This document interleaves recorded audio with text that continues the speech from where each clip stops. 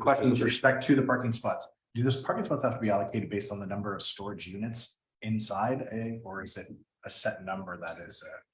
It's based on the square footage. And then if there's different things like our retail use, some of them include employees, but generally for warehouse, it's square footage times a rate we have in the bylaw. And then kind of round it up to the nearest whole number.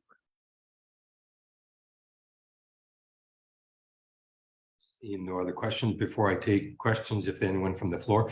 So with parking, when you're looking at mini storage, it's not designated to have your parking spot where you park your car in front. It's more of a come and go. I would. So is there something in the parking aspect that will look at that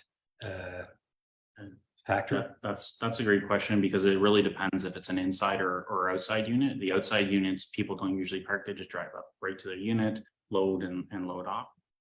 But if it's an inside unit, I know they're looking at doing some maybe on the second floor, or if it's blocking some areas, we just need to make sure that there's kind of area, and you can see in this diagram, they have a couple of potential spots for the parking. But just make sure that people aren't blocking other people. And that if someone's going to an inside unit, they can actually physically park their car and not be blocking the laneway for anyone else. So, but most people just drive right in and they don't need a dedicated spot. And last question in regards to, you're saying a shared access in the back. So does that have to imply the neighboring the people that live next door that are shared that have to are they contacted, or how does that work as far as if it's a shared driveway? Yeah, so I believe the owners already talked to the neighbor, but they have an easement, like a shared easement. He has the right to use, let's say, 6 feet of my property and 6 feet of his for 126 feet. It's like a mutual driveway entrance. Yeah. No, perfect. So nothing from council. So any questions from members of the public? Seeing none, I guess, Nancy, nothing at your end. Okay, so all we're doing, I have the mover and seconder already in place. All we're doing is we're accepting the report, so we're not voting on anything. So all in favor of accepting Mr. Young's report. Motion is carried.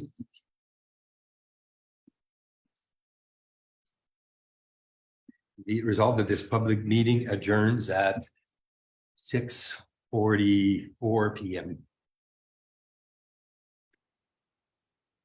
Moved by moved by Deputy Mayor Densham, seconded by Councillor McDonald. Any further discussion? Seeing none, all in favor? Motion's carried. Thank you very much, and I'm sure you'll be in contact with Peter. Thank you. You're welcome to stick around if you wish. We're going to now move into our regular council.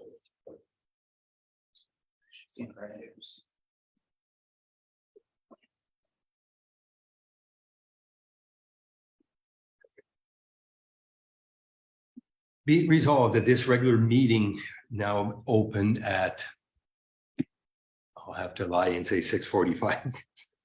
6:45 p.m. Moved by Councillor Shane, seconded by Councillor Bajelli. All in favor? Motion is carried.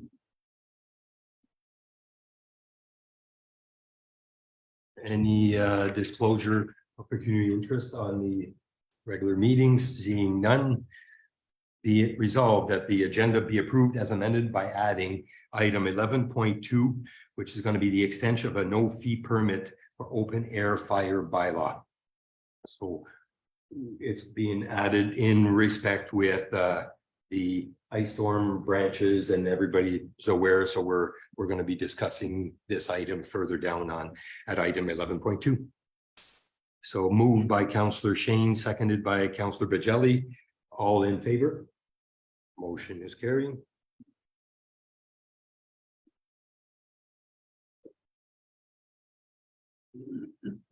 Be it resolved that the following minutes be approved as presented for the special meeting of March 27, 2023.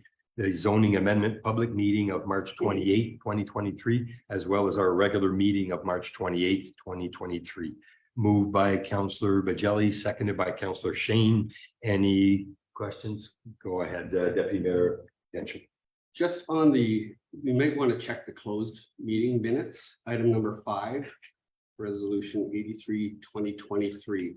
It's missing who it was seconded by, and I think it was Councillor Shane who seconded that motion, but there's an item in there. Can't remember. So it's item 5, and let me just see if I can find it here. You're right, it says seconded by, it's resolution 83, 2023, so we could certainly have that corrected. Yeah, pretty sure it was Councillor Shane who seconded that. If I remember right. So it just proves that I read my minutes. It's about. So do you just, how does that work, Craig? Are you I'll bring that back. verify back and bring it back? Perfect. Thank you very much. Any other questions or comments? Seeing none, all in favor? Motion is carried.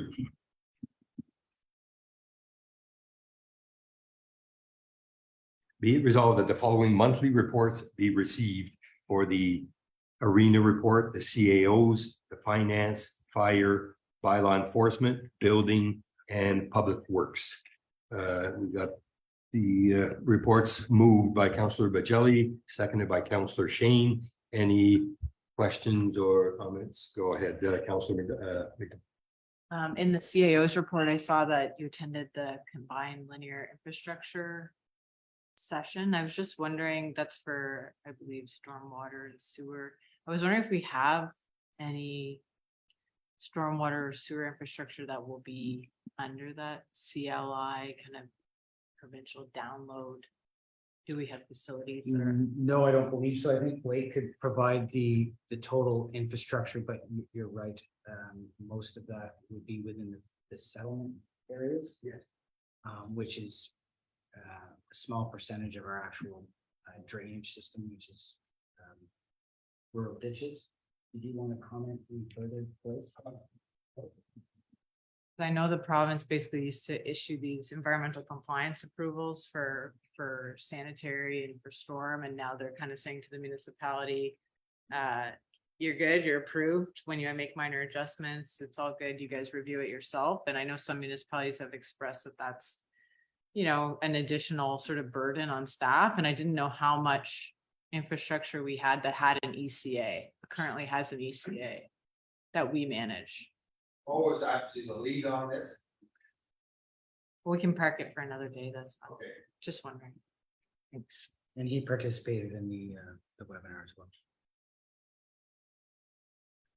Thank you, Councillor McDonald. Any other questions in regards to the reports submitted? Seeing none, I just like in regards to public works. So you look at the work that's being done, what's in progress, April at a glance. And as mentioned earlier, we're adding this bylaw for not only fire, but also looking at dealing with the branches and debris that took place with. So looking at Blake's schedule, it's something that we're going to go in further discussions, but there's already a big spring that our public works takes task as far as dealing with our grading and everything else. We usually tend to branches and yard waste in late, closer to the long weekend in May, and now we're basically second week in April. So for somebody that wants to review what the public work has, it's just more task, I think, that we're going to be discussing at a further along in this meetings. Through the chair, I just wanted to indicate that the Rogers Tower, I know that's part of our strategic plan for cell and internet service. I did have dialogue with our Rogers partners. They are doing the soil samples, as my report indicates. They can't give me a firm date on when this tower will be erected because they're going to take those soil samples data to determine how they're going to construct the foundation. So once their engineers have an idea of what the foundation is required, then they'll be able to give me a more firm date on when that tower will be introduced. And if I may add to the fire chief. So under fire, I see we are showing 5 calls in, but I believe, is that for February? So are we always a month behind? Or when we get to the first meeting of April, do we have the March stat? Because if I'm not mistaken, the calls, it says that there's 5 calls, but I thought it mentioned that it was the February. Oh, yeah, sorry, it's a typo, it shouldn't change, but it's still March 31st. Okay, perfect. Thank you. Any other question? Seeing none, I had a mover with Agent Councilor Bergelli and seconded by Councilor Shane, all in favor. Thank you. Motion is carried.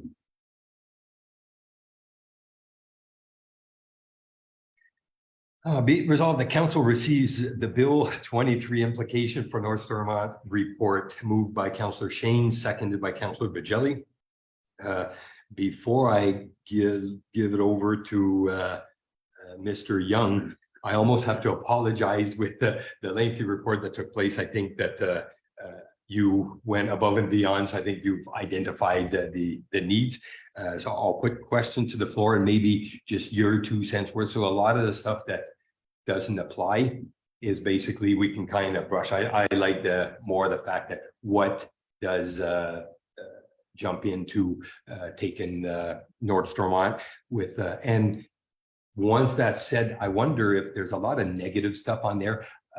Maybe I'll pick your brain, just see if you see any positive that we should look at that would be beneficial to the council. So with that said, any questions in regards to, or I guess, Peter, do you want to go through the report quickly? Yeah, I get the feel. So I'll let you just kind of not necessarily line by line, just identify, I think, where you see Dean fit. Sure. Thank you, Mayor and Council. As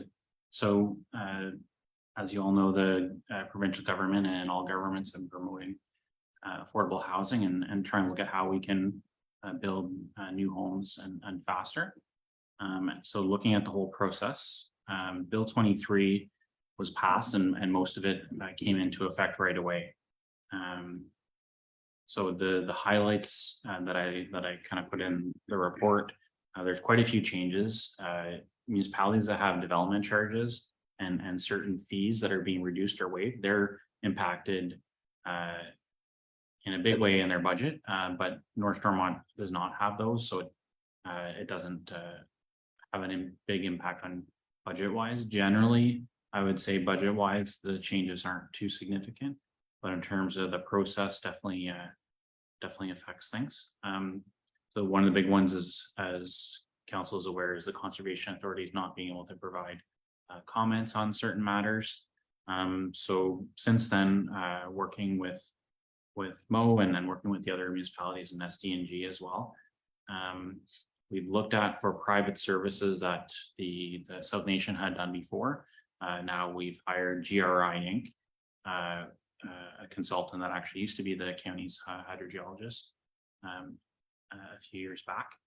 They're looking at any kind of studies that we need if it's for wells or septic systems. So for example, we just got a new subdivision in Moose Creek and part of it's on septic systems. So they'll be kind of helping us with the review on that. And for environmental planning review, County Council approved the creation of an environmental planning position because the CAs weren't allowed to assist with that. In the meantime, we've been using one of 2 consultants that's in the area and kind of trading off. If one's working on the project, the other one reviews it. So there's a couple of subdivisions as well where in North Stormont, they've been reviewing that on an interim basis. But hopefully we'll be able to find someone that can give general advice to all the municipalities when anyone has a question on a zoning amendment or a severance or some of the more minor applications instead of always going to a consultant. Also, some of the stormwater role changes a little bit. The CA will still be involved because of their role in wetlands and hazards, but some of it may be taken on more by the township consulting engineer. I would talk about the site plan control that affects instead of having maybe 4 units, anything more than 4 units gets a more detailed review. Now, anything below or 10 units or below is exempt from a more detailed review. So we're going to be working on doing a lot grading policy, which a lot of other municipalities have. And I expect that at one of the next meetings. Again, that will increase some of the costs because instead of sort of being reviewed through the whole process, you'll have individual homeowners instead of like a block of buildings all getting one review. Individual buildings might get reviewed one-on-one, but again, overall the cost would mostly be taken up by fees rather than a change to the tax base, unless council tries to set the fees lower just to have a different balance. The other big change is having up to 3 units per property could all be in the same building, and that's in effect already. So we'll be bringing that forward through a zoning bylaw update, but it's already in effect because of the regulations. Someone could apply for a permit today and get 3 units. So again, it's some of it's positive or negative. It's shifting things along. After I wrote this report, a whole new housing bill came out. So Bill 97 is kind of reversing a couple of the changes. So the site plan now, if it's near waterfront, council can ask for more detailed reviews if all goes through. As well, they're in the new provincial policy statement, they're proposing that agricultural severances be allowed again, the three new lots for every agricultural parcel. So that's something to see if that would go through. That would definitely affect things here a lot. Another change is that right now we have to do detailed studies and predict how many people are going to be in each part of North Stormont. And then, okay, let's say there are 200 people. That means we need 50 acres of land to add to each boundary, but we have to keep it very tight. And then the problem is if someone doesn't decide not to develop, all of a sudden there's no land left to go. So province has proposed that there's more kind of local control on that. I see that as a positive thing. I know we've been working on a study for quite a while, and usually council has to pick, winners or losers. Now there's a bit more flexibility, hopefully, on where the municipality can grow as long as the servicing capacity is there. So overall, I'd say there's positives and negatives in the reform and things that are just going to be done differently. There may be more costs to developers because of these, but hopefully not to the tax base itself. But again, ultimately, council can decide how much of the fees are by the tax base versus a fee that's passed on. So that's sort of the overall scope. Most of the other changes affect more urban municipalities, such as development charges. With the report detailed, any questions from council? We'll start with Councillor McDonald.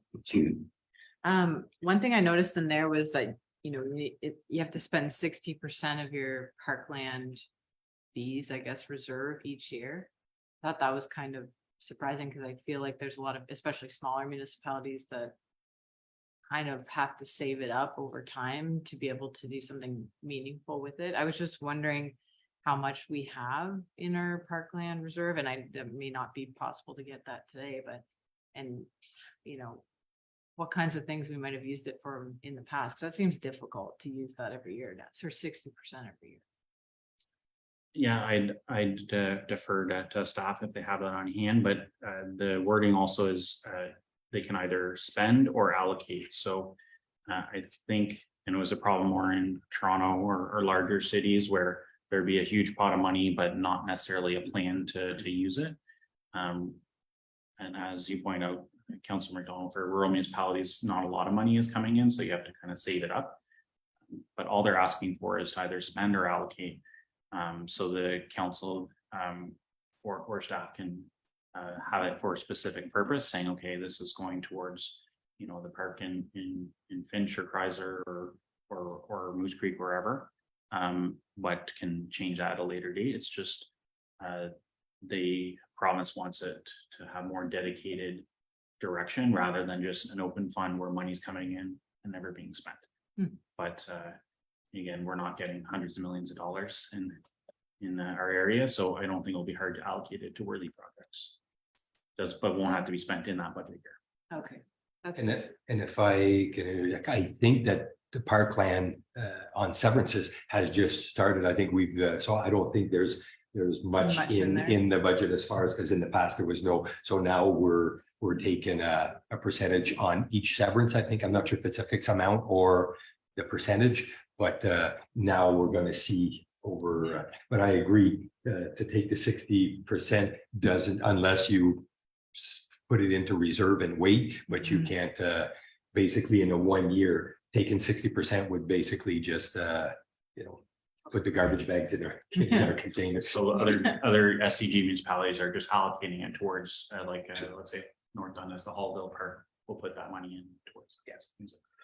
Because I think it's interesting in rural areas how to use that funding too, like whether or not you put it into a park and some play structures, or if you could use it to like purchase forested land and add to your trail or add to Warwick or something like that. Like if you could come up with a bigger plan of Warwick is a gem. I think everyone on this side of the table is pretty Warwick friendly. Buy more land for Warwick or extend the trails, or I just feel like sometimes we put them, like, it's true, it does kind of go into this parkland reserve. And then it's sort of, what do you do? And then maybe you just buy more play structures because you're not really sure what else to do with it. So anyway, I get what they're saying, like, are people holding on to a bunch of money and not doing anything with it, but also being forced to spend it didn't sit well with me. I was also, I don't know how I kind of missed this and all the other stuff when I was reading through, but no third-party appeals for consents or minor variances. And I was just wondering if our committee of adjustment was aware of that change. We might be aware of it, but I don't know if they are. The fact that there's no more third-party appeals for minor variances kind of shocked me. It's definitely a challenge, and then through the consent process too, if you're talking to a neighbor and they're saying some objections, like ultimately, we have to make a decision based on the policies and documents that are submitted.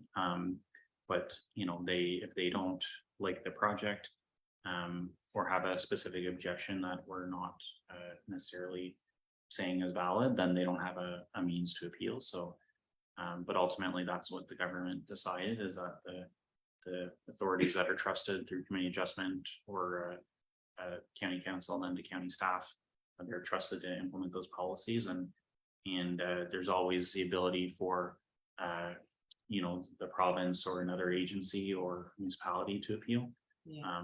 But they made that decision, and yeah, we've been implementing it for the last few years and for certain months, and yeah, it's not great feeling to tell people they don't have any other option, but it is what it is. And like, it's the type of thing people aren't going to get upset about until it happens to them or affects them. So it'll just kind of slide under the radar, and then all of a sudden they'll be shocked they don't have any rights in that regard. And the fact that, public meetings were taken out as a requirement for subdivisions, although the county put them back in as non-statutory. Can you appeal a plan of subdivision? No way, not as a third party. No, third So parties. just zoning bylaw amendments can be appealed, and An that's official plan. Yeah. an official plan. And the applicants can still all appeal these things, so if they don't like a decision with council, they're still able to appeal, but Yeah. it's mostly official plan zoning. For the neighbors to appeal. That's a big change for people. And it just puts I think an enhanced onus on the people making the decision to remember that. Because I think I've seen it never in North Stormont, but like people say, well, we'll approve it and just let them appeal it to the board or whatever, because we don't really want to deal with it. We'll just let them take it to the tribunal and let them decide. But not that that's a good use of taxpayers' money or anyone's time, but just a reminder that there is no other avenue. This is it, kind of thing.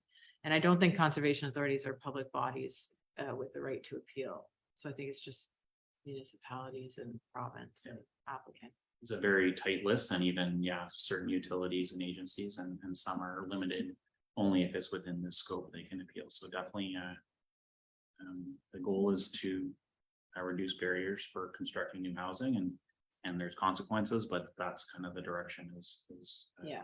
This may be more, this is a bigger goal than the chance that someone could. Yeah.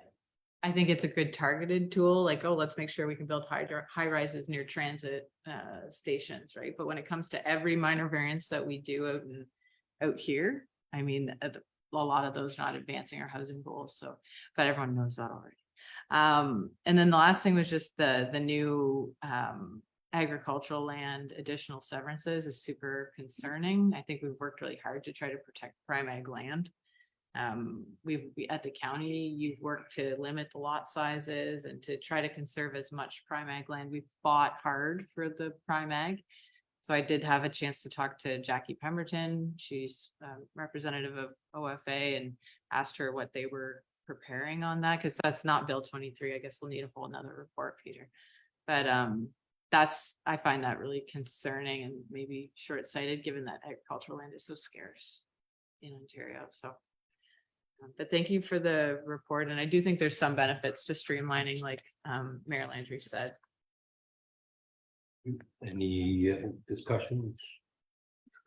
Councillor Shane.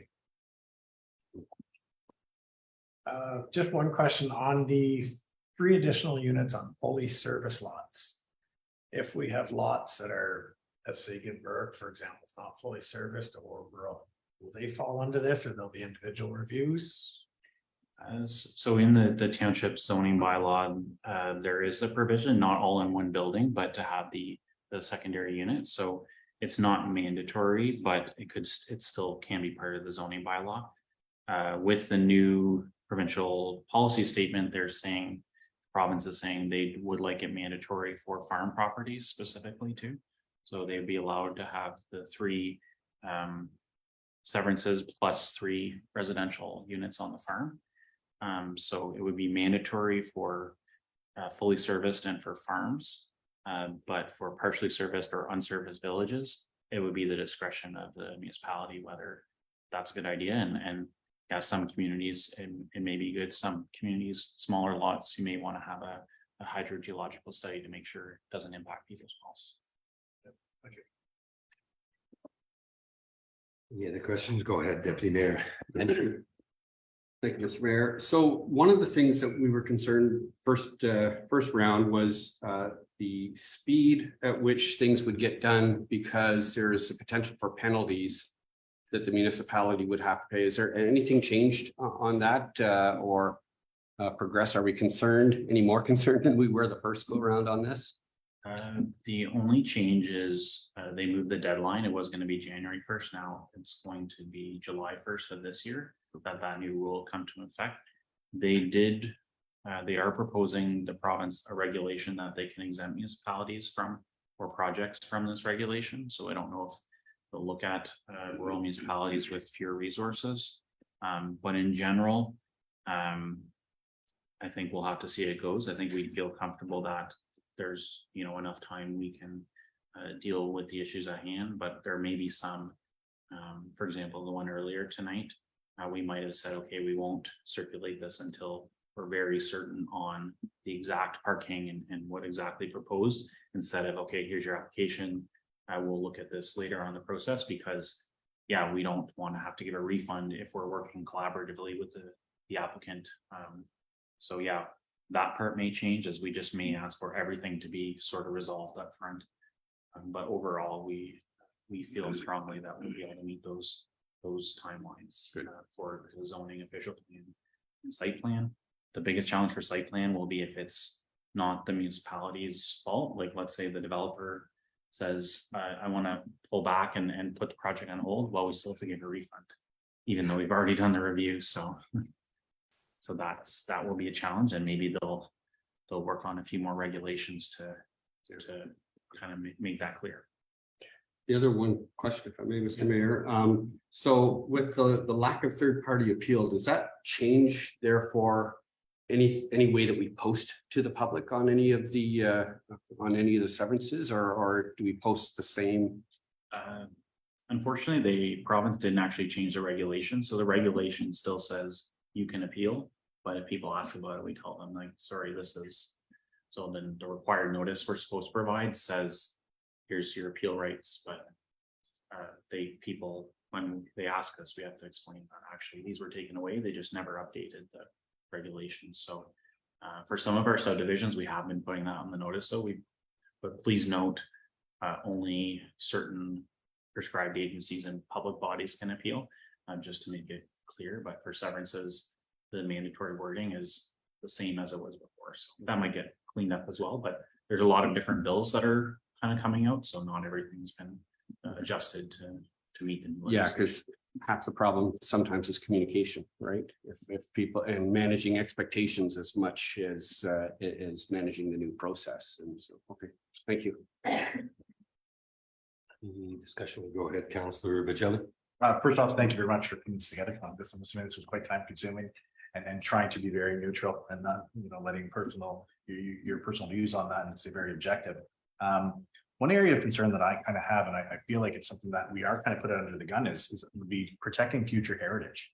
And when they talk about heritage buildings and how they have to be placed on the register within a certain years, smaller municipality of ours that wouldn't have heritage planning committees or that would be looking at that, we may miss a boat when it comes to that, and then years down the road be affected by this change. In the larger communities, they have historical societies that are on top of this stuff quite a bit. But I think it'd be such a shame 3 or 4 years down the road to see a building that may have qualified under that heritage registry would not be applicable to them anymore. So I don't know if that's something, because the onus is, I guess, on the township over the next before 2025 to identify what may be listed on that heritage registry moving forward. So I was kind of a little concerned going through just the protection of our heritage moving forward. I can definitely speak to that.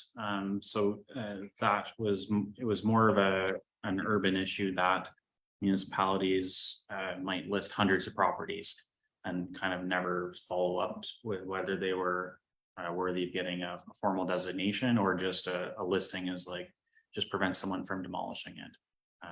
And a formal designation is you have to get approval to change anything. So most municipalities, like when I worked in South Stormont, we were very happy. Okay, get something on the list. There's protection. We're not going to put someone through the ringer to go through all these changes, but we'll protect this important building. Now we have lost that tool. Idea is something, and this does have more budgetary implications, but either North Stormont by itself or working with some of the municipalities is hire an expert to kind of review the buildings and meet with any local community groups and designate certain buildings as heritage and list it. And could be like hire a consultant or kind of a ground up approach if there's people in the area that have an interest in heritage and working together. But the whole process has changed. There's a lot more appeal rights, things like that. So I think the province wanted municipalities to be more focused with the heritage protections versus a blanket approach and kind of look at this later. But the challenge is, City of Ottawa has half a dozen heritage planners, heritage committee with architects and everything. Rural municipalities don't, unless maybe you're in a larger kind of Niagara on the Lake, maybe something that's a bit more larger population. So for now, we're looking maybe next year we might look at any municipalities are interested in doing a joint review. But other than that,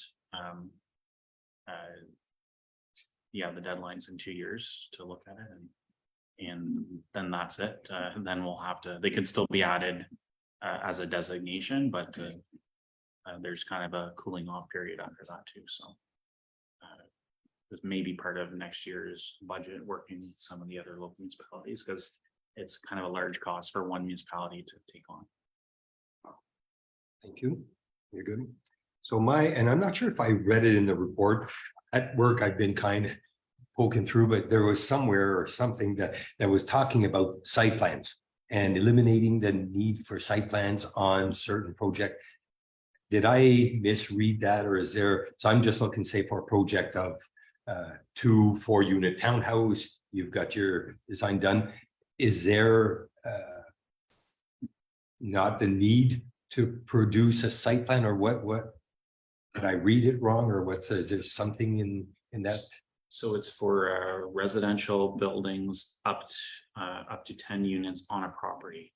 So if it's 2 4-unit townhomes, now it would be exempt because there'd be 8 units on one property. So we actually have a couple projects already, and they're still doing grading plans, and that's kind of our main concern with some of the site plan circulation and grading, and the ones that we're working on now happen to be on county roads, so there's some kind of going through the entrance bylaws, so there's some other bylaws, but it is kind of piecing things together versus a site plan is more of a comprehensive process, but anything 10 units or less that's residential is now exempt from site plan everywhere in Ontario. So how do you deal with agreements on what the township requests? Usually you go by some site plan agreement, you follow your site plan, you can kind of, so now if that's exempted from them to do it, how do we? Or I use a prime example where I think I missed as far as landscaping and having green space put in or putting our 2 cents worth in, where does it apply if there's no really site plans to portray what's going to come forward? So there's certain provisions in the zoning bylaw. So for like a parking lot, if there's more than 4 spaces, they'll have to put landscaping, a certain buffer. But the township now won't be able to comment on the quality or the, like our bylaw, our zoning bylaw might say you need a buffer against existing residential, like a buffer of trees, but we won't be able to look into the details or comment. Basically, as long as someone proposes a buffer and it meets the bylaw, then the municipality can't provide any other comments. So it's you know, it's not everything that we'd like, but we can to the best of our abilities using updating the grading bylaw, and also we're having some updates to the zoning bylaw to make sure everything's covered. So we're trying to work through that, and ultimately the goal of the province is that they said large projects, a 200 unit building takes as long as, or 10 unit building takes as long as a 200 unit building, and we don't agree with that. So they decided that the 10 unit building would not be subject to that, and we'll just work as much as we can with our other bylaws to address issues of drainage and landscaping. But anything else is we can't really address. So is that safe to say that Mo would have to possibly relook and not reinvent, but change the wording of our bylaw to maybe address some of the lacks that we're going to see with this Bill 23? Yeah, so with the county got a grant to update all the local zoning bylaws. So as Mo is working with actually Republic Urbanism, Jesse is, you know, he's very familiar with the township and he's the consultant that's working on the bylaw. So both of them are working to make sure anything, one of our mandates was anything from Bill 23 that may be missing in our bylaws get added to the zoning bylaw. So that's definitely being brought into your bylaw. Okay, well, I think that's not just for us. I think for Mo, it's sort of a little Bible so that we can follow and hopefully move forward. I have a hard time with the Conservation Authority being there and doing what they did to take something away to save. But I mean, we have to turn around and still do peer reviews with another agency where we have levies and partnership with the conservation, in our case with South Nation and Raisin, that it's hard to grasp why, like where we see but it's across the board over the whole province. I guess we got to adapt to it, and thank you very much for the report. Hopefully we can take bits and pieces and move forward in somewhat a positive fashion. So any other discussion before I take this? We're just accepting the report, and again, thank you very much, Peter, for that. So we had it moved and by Councillor Shane, seconded by Councillor Bajelli. If I see no other discussions, all in favor? Motion is carried.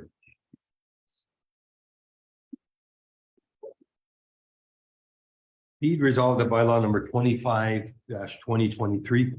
Thank you very much, Peter. We'll talk later. Being a bylaw to appoint members to a committee of the Township of North Stormont, be read a first, second, and third time, passed, signed, and sealed in open council this 11th day of April 2023. Moved by Councillor Bajelli, seconded by Councillor Shane. Any discussions? Seeing none, all in favor? Motion is carried.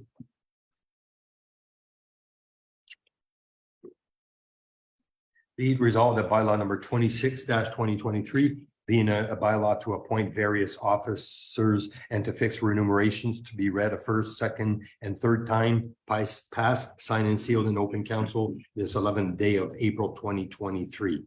Moved by Councillor Bajelli, seconded by Councillor Shane. Any discussions? Seeing none, all in favor? Thank you. Motion's carried.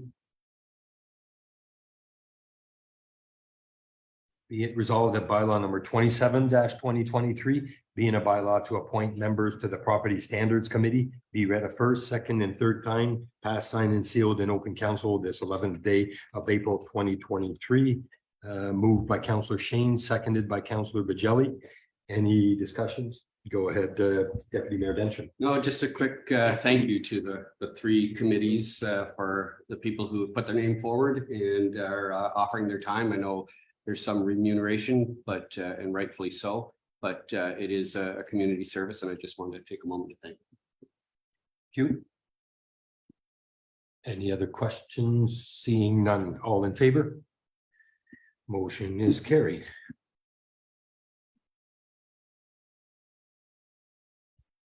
Be it resolved that bylaw number 28-2023, being a bylaw to amend bylaw 31-2016, a bylaw to appoint a pound keeper, establish duties of a pound keeper and recovery cost, be read a first, second, and third time, passed, signed, and sealed in open council this 11th day of April 2023. Moved by Deputy Mayor Densham, seconded by Councillor McDonald. Any questions? Seeing none.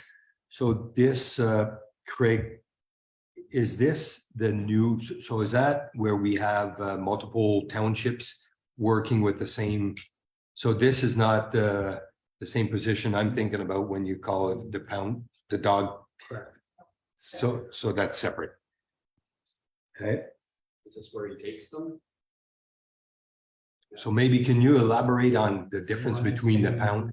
I was thinking dog pound and The housekeeper is more for the wildlife service, it's not pick that. This is the it's also for bigger. like the trapping and this kind of stuff would fall into that. And through the chair, this individual is a carryover, so there's some consistency from the last term of council. Luckily, he was the only individual that actually showed an expression of interest publicly, so. No, that's good. Thank you very much for the clarification. I have a mover seconder. Any other discussion? Seeing none, all in favor? Motion's carried.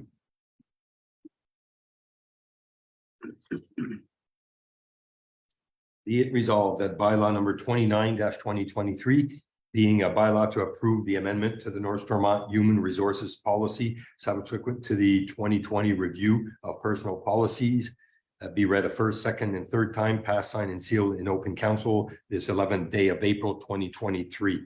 Moved by Councillor McDonald, seconded by Deputy Mayor Densham. Any discussions or questions? Seeing none, all in favor? Motion is carried.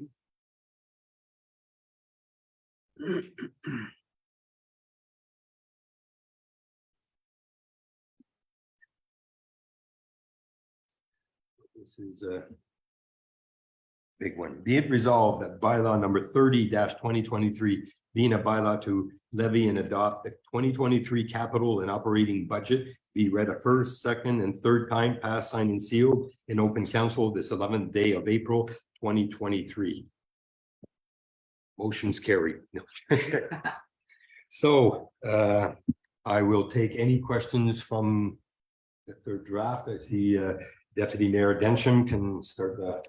Oh, I just wanted to thank staff. I know we've had 3 iterations on this. They've gone back and done their best to shave it off. So I'm optimistic that we can reach a conclusion. I did submit one question earlier today, and I just wanted to give Carly the opportunity to kind of educate us a little bit on one topic. And the question was, when I look at the Chief Building Officer's report, it has a year-to-date figure in terms of the amount of new builds there has been. And I saw on that report as of end of November 2022, there was $18.7 million of new build accounted for through building permits. But our actual growth that Carly presented to us in a previous version of the budget only indicated that there was a $4 million growth. And I was wondering where the $14 million was, whether or not there's a delay in the build or something like that. So I just wondered if Carly could share her findings on that.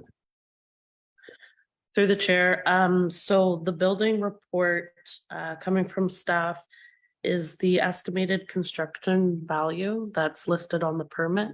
The 4 million from finance, comes from the increase of the RT assessment rate. So again, it's only the residential, whereas I believe the building report would have more than just, RT assessments.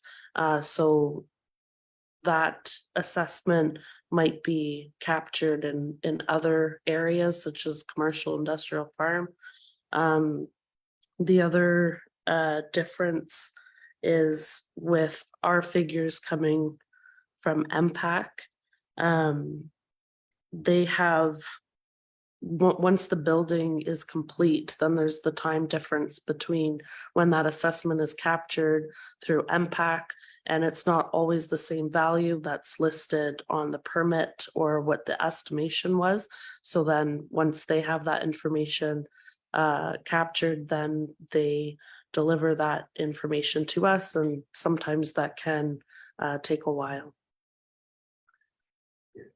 If I may add maybe to that question, and I don't know, Carly, if you can, so I know with new builds, and I'm going back quite a bit, but my parents had a delay of many months before they actually had taxes. So the township had basically stated, put some money aside. It's not that you're being exempted, it's just that, so is that possible? Like if we have just in Chrysler, the second phase of the Riverview Saco subdivision, there was many houses on average, I'm just rounding numbers, but whether it's 400,000 or 500,000. So it over an amount of, I believe it was close to 20, but I'm just wondering, is it possible that they have the tail end of the year that it would not be captured through the assessment or impact yet, and it would fall into the next year? That's correct. So the impact data that we receive, they have a date of when the assessment begins. And then on our end, we do our subs and omits of the year, and there can be a timing difference, just as you mentioned, before that's done. So the number that Andre puts on the value on the permit is not tied where it goes in sync with the value of impact being up to par and up to date.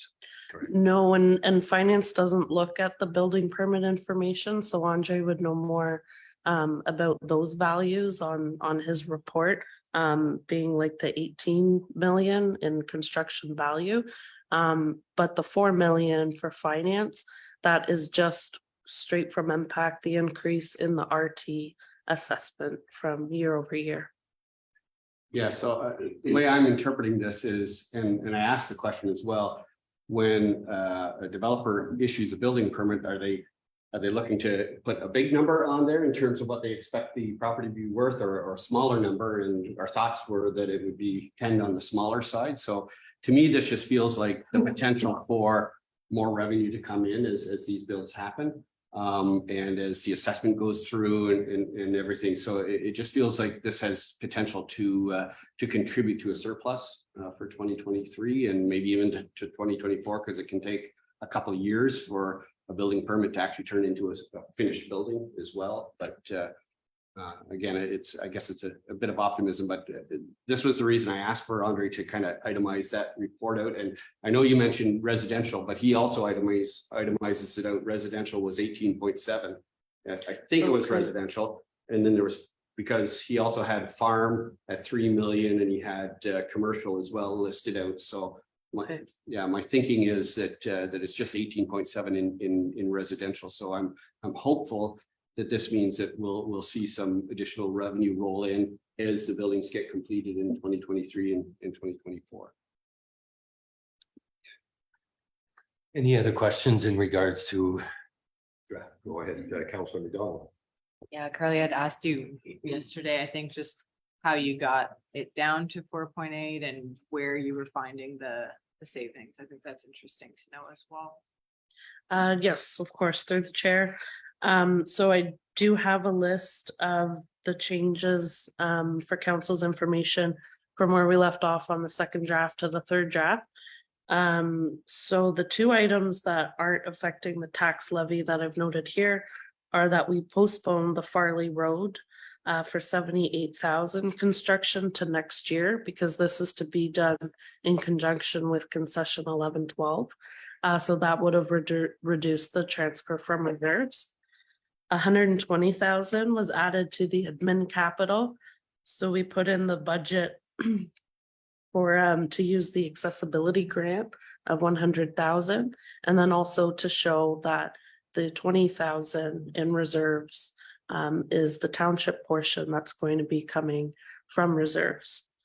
Now, affecting the tax levy and the rate is the increased bank interest earned by 25,000. So I'm looking at doing investments this year. So I'm working with our BMO relationship manager. And we're looking to lock in funds around 4.9%. So right now we're just in discussions, but that will come to council before an investment is made. 10,000 was added to the grant match fees, which actually would have increased our tax rate a little bit. But that was to compensate our fee for the accessibility grant that I mentioned. That was an admin capital. So we budgeted the fee for grant match for those consultants. It's 10% of the 100,000. 8,500 of revenue was added in general government as proceeds on land sales. So we have 2 parcels that are expected to be sold this year. So we've captured that. And also the public works disposal of a capital asset was increased. The admin part-time wages was reduced by 3,000. The actual hours were less than expected. And the fire department volunteer wages were also reduced by 5,000. So for a third draft, we have the total tax levy 2023 of 3,445,879, which equates to a 4.84% increase for council's consideration. And for the agenda, we have the budget, the draft budget package, and the bylaw following. Should council decide to pass the budget tonight as it stands for third draft. Thank you. Any other questions on this side of the table, or? Seeing none. So I believe one parcel of land that we're talking about, I think there was a road allowance that was that passed through council. I think might be one of them that's being close to. No, I'd like to thank. So it's as everyone recalls, at second draft, we had basically, we were prepared to go up to 5 is what we, and I think staff, I've got many texts coming up. I think not just Carly, Craig, but also all the departments, I think, came together, and I think it was a tight knit, but we worked it. I'm happy to come in under 5 at 4.84, and I just like to thank Carly and her staff for bringing us third draft, and we will see if council is prepared to amend, but I would love to see to ratify our budget and get moving on a lot of the good things that I'm hoping to get done in 2023. So that being said, I did have the mover with Deputy Mayor Densham and Councillor McDonald. Seeing no other discussions, all in favor of the third draft budget. Unanimous. Thank you very much. Motion is carried. Good job, guys. Be it resolved that council approves finance to generate a payment in the amount of $241.87 to support payment of a Banque Alimentaire CCS Food Bank hydro costs as requested in the Banque Alimentaire CCS Food Bank letter dated March 20th, 2023. So the food bank is the one in Casselman where they support the north of slightly bit of Moose Creek, Chrysler area. It's shared, so the cost is shared for hydro with municipality of Castleman, also the nation municipality, and it's in a percentage wise. So we are roughly in the 10% range. So was it 1,800? I think so. Our share would be the 241. Right, 200 and through the chair, 258 adults and 244 children, predominantly from the northern From north. portion, Chrysler and Moose Creek. From what I understand. Utilize. So we have the one in Winchester with the Finch covered, and also the one in Castleman. So Okay. my view at $241 for our share of hydro is for the service that they offer is very minimal. So any discussion, Councillor or Deputy Mayor Dencham? Thank you, Mr. Mayor. And just a quick comment. Again, when there's a lot of really worthy causes out there, and giving to those causes through municipal council can quickly become a slippery slope. This is food banks is something we've traditionally given to, and I'm comfortable supporting this. But it is something that we just need to be careful of, because again, there's a lot of very worthy endeavors out there, and but I'm happy to support this one. And on that note, so we did support it, but it was more through the pandemic and the circumstances. I think that council had in the past, there's great organization there that do support the food bank. In this case, it's not a donation towards it's more just cost of operation for their hydro, which is very minimal and not necessarily a donation towards the cost. So with that said, any other discussion? Seeing none, all in favor? Motion's carried.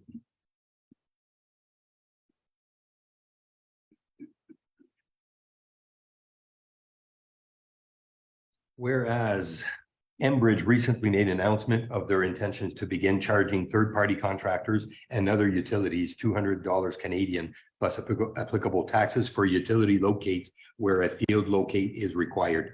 And whereas a third-party contractor includes Ontario municipalities, and whereas these locates requests are only required as Ontario municipality have allowed utilities to use municipal right-of-ways at no charge to the utilities. And whereas this announcement of a new downloaded cost will negatively impact the budgets of Ontario municipalities, which are already burdened.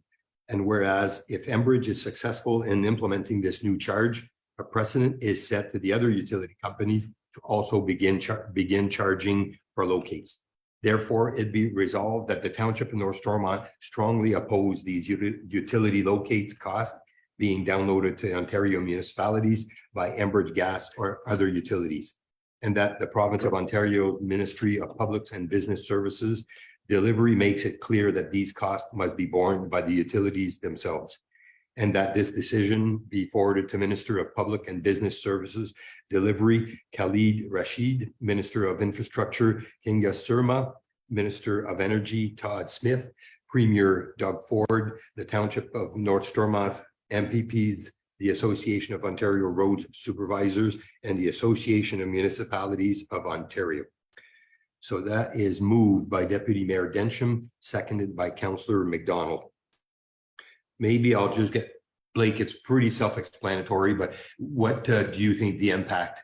I know we're a smaller municipality, but not only Enbridge, but if it was to get where other utilities, so it could vary year to year, but we do have a lot of gas infrastructure on our side roads, our villages. So any work that has to be done within our road allowance would by the township, which usually is the township, will have to have a cable locate. That's mandatory, and there's fines if you don't get locates. So even if you're breaking ground, like hydrovacuum or whatever, you still have to get a locate. So if you're doing it with a hand shovel, you still got to get it located. So it could like $200. It could easily be 20 or 30 locates, just varying on, say, like road construction might might have 10 on the one road. Just depends on what we're doing. and where does one call fall into this? So I know each agencies would go through one call. So one call is the control of all the industry. if you're a contractor, municipality or a personal homeowner, you have to call one call. They control the output of who's in the area that has to be notified. So basically, for example, if I want to change a pipe, basically I have to call one call. If a homeowner wants to do his driveway, he has to call one call. And if it's Enbridge Gas going to work in their line, they have to call it in, and we have to go locate for our infrastructure on that site, or whoever calls in, we have to locate too. So that's why when it first started, there's supposed to be zero charge. It's a free service, but everyone had to join to one call to save the infrastructure, the in-ground infrastructure from damages. So it's kind of reverse process that Enbridge is doing now because they have complete control of the gas industry. Any other questions? Self-explanatory, so a motion's been moved again by Deputy Mayor Densham, seconded by Councillor Bajelli. Are we in favor? So all in favor of this, so motion is carried. Okay. So this is the 11.2, the one that was added earlier. So be it resolved, the council extends the Schedule C no fee permit for January, February, and March to include all of April 2023 as per section 15 of the open air fire bylaw 53-2018 as amended. The extension is the no fee permit for the month of April inclusive. The April 30th, 2023 is intended exclusively for the cleanup of ice storm damages and debris and does not include farmland clearing activities. The motion is moved by Councillor McDonald, seconded by Deputy Mayor Densham. Before I go to questions, so basically with Wednesday's storm, everybody's seen the debris that it caused, the branches, trees that are down. So this is been in discussion over the last few days, trying to bring in ways that we could, so I could maybe, this is dealing, should we go, and Craig, you can answer that, should we go in depth, not just fire, but overall of the direction we want to take, or? Certainly through the chair, if this is adopted by council, this is what I would call a township two-tiered response to try and assist our ratepayers with the recent ice storm and damage predominantly from falling trees and limbs. So the first, which is addressing this motion in particular, because there is bylaw attached to it, we're extending the no fee permit or open air fire to allow people in rural settings or rural properties to complete their burning without paying a fee for their permit. Again, there would still be a requirement for them to notify the township and to obtain a permit, just so we can make sure that we have fire protection and it's done in a safe manner.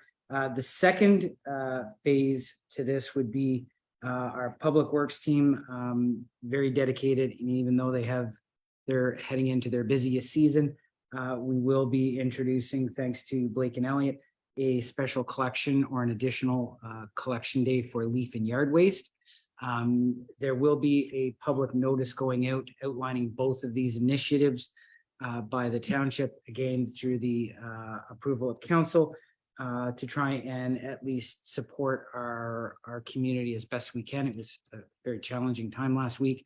Many of our residents had flooded basements and just got their power restored on the weekend, so it's been a bit traumatic, but hopefully this assists them in a small way. And they will also be able to drop off leaf and yard waste at the GFL site if they wish to be proactive, but if they wish, they can pile their leaves and branches at the curbside very carefully. And I trust that the community will be patient. This is an added burden on our limited public works resources, and they will endeavor to get to all of the villages to pick up the leaf and yard waste as quickly as possible. And of course, with the overlap with the burning in rural areas, hopefully we can alleviate the challenges that people have faced over the last week. So did Blake or Blake, did you have anything to add, or Nancy, in from the fire services perspective?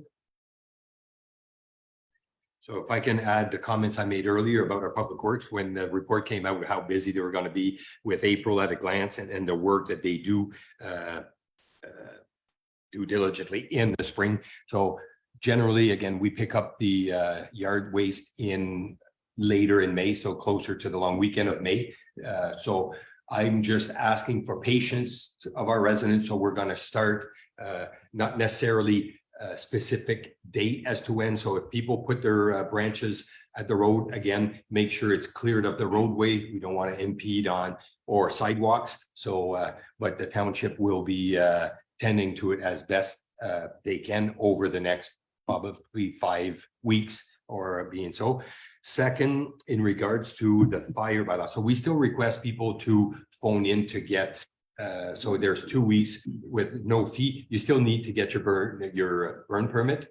You will get all the nice information on how you're supposed to burn, when, why, where, give you all that nice information. So we still want to be negligent on how this is done, but we're not going to put the fee burden for the month of April to get people. After that, we will fall back to the normal. You can get a permit for the permit fee and have it valid till December 31st. Last, and maybe Blake can enlighten us. So GFL is still taking in yard waste, if I'm not mistaken. Maybe just elaborate as far as I know. We don't show up there with a 2-foot diameter tree, but They do have a big processor that they can take in to process the product. There was no sizing that they told me to do. I have to verify most likely again tomorrow, but before we send it out. But in our agreement with GFL, it's written in the agreement that we do have the residents and the municipality has all the access for leaf and yard waste for free. So the only stipulation that we put in there was that they have to show proof of the residents, a tax bill or whatever. And they're not going to allow commercial businesses to say, oh, I'm going around collecting John, Frank, and Harry, and that's the township North Stormont. They're not going to take commercial people in, as in if they're not getting paid for it. It might be a little tough, but we'll figure it out. And if there's any questions, we're always communicating back and forth. so just on that note, do the residents do not need their dump pass? No. I'm sure that picked up to if they're only bringing in yard waste Yes, they don't need the dump pass, just proof. of Yeah, their residents. usually a tax bill, your old number tax bill. Proof that you're who you are. Perfect. And Okay. through the chair, just since I have this platform, just to maximize public knowledge, we'll be pushing this out if it's approved by council, which I believe it will be, on all of our electronic formats, Twitter, the website, and Facebook. And we'll take that extra step because not everybody has access to electronic platforms or they're comfortable with it. We will make hard copies available outlining these steps, and we'll make them available at the post offices because I understand all of our residents go to pick up their mail. So if they need that platform to understand what they can do to alleviate some of these, I guess, natural issues that they have with branches and trees down. So with that said, I hope we can meet the demand or the ask and request of our resident. On that note, I'd like to thank the hydro workers, the people that took it. It's a challenge. We went through, I had 48 hours of no power. It needs patience, but at the same time, you got to look at their end of it where they're working long hours. Not so nice weather at the beginning. It got better, but on the Wednesday, Thursday was not pleasant. But again, we hopefully pull through and we can come back, get it all cleaned up, and wait for the next one. With that said, motion's been read, moved again by Councillor McDonald, Deputy Mayor Densham to second. Any other discussion? Seeing none, all in favor? Motion's carried. Be it resolved that the correspondence as listed in item 12.1 to 12.2 on the agenda be received. Moved by Councilor or Deputy Mayor Dencham, seconded by Councilor McDonald. Any discussions on those two items? Go ahead, Deputy Mayor Dencham. Just the accuracy of the voters list at South Glengarry. I'm wondering whether or not we may want to support this ourselves. I know when we first looked at our voters list, there was a lot of people missing that we thought should be there. And so I don't know what can be done, but if something can be done, I would definitely want to voice in and support that effort if that's something we can could do. If I can add, so I was gonna bring up that same, so I find there's many, nothing, impact was one of the areas where they were going and nothing against that, but with impact, if you're a tenant, there was the issues there. If you're one name on a mortgage versus both names, and that's where you get people that were 30-year resident of the municipality, have voted many times in the past, but for some reason weren't on the list. So it's something that was brought up to not just myself, but I think every candidate that was running through this election and trying to get people that you knew weren't on the list to go. And they have to go out of their way. They had to go to the special or come to the township during township hours. We went out of our way and we had 5 nights of where we went in each community and had a night for people after hours that they could go and register. But it's something just to show support. I think they are, maybe Craig, you can I think they are changing to a different, it's in the works, but anything just to spread the word and make sure that they're aware. So Through the chair, certainly administration can bring forward a motion that mirrors our partner township for next council for formal approval, and then we can send that off to the applicable provincial agency. I think that would be appreciated. Do we need a motion though to do that, or did you just directions to with respect? Through the to chair, this? we can bring the motion forward on the 25th. Perfect. Thank you very much. So any other, well, of the other item, any other questions? Seeing none, all in favor? Motion's carried.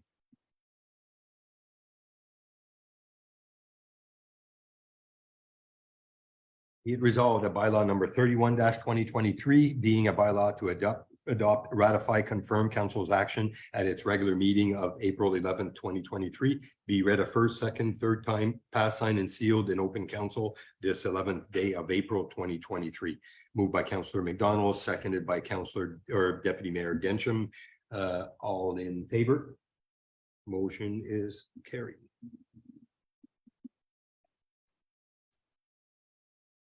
And the last one, be it resolved that this regular meeting be adjourned at 7:52 PM. Moved by Councillor or Deputy Mayor Dencham, seconded by Councillor McDonald. Any further discussion? Seeing none, all in favor? Motion is carried. Well, that is it for tonight's meeting. Thank you very much, council, people in the gallery, and the people online. Have yourself a good night. Thank you very much.